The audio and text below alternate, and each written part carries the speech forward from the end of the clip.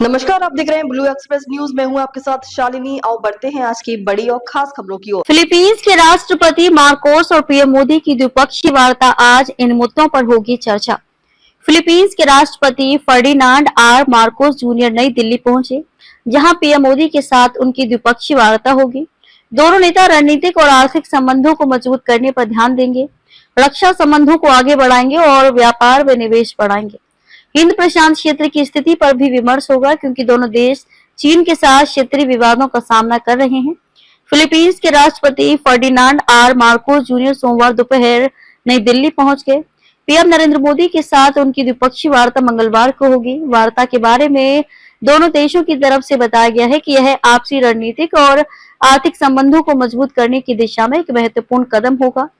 मोदी और मार्कोस के बीच होने वाली बातचीत में रक्षा संबंधों को आगे बढ़ाने पर खास जोर दिया जाने वाला है।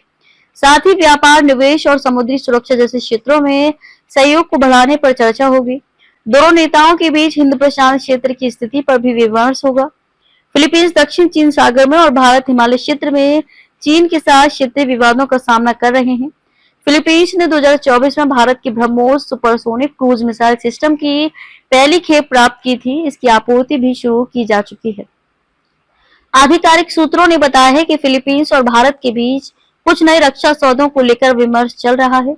मोदी और मार्कोस के बीच होने वाली बैठक में भावी रक्षा सौदों को ठोस रूप दिए जाने की संभावना है। ये भी बताते चले कि फिलीपींस राष्ट्रपति के भारत दौरे के साथ ही दोनों देशों की नौसेनाएं दक्षिण चीन सागर में संयुक्त समुद्री अभ्यास शुरू करने को तैयार है।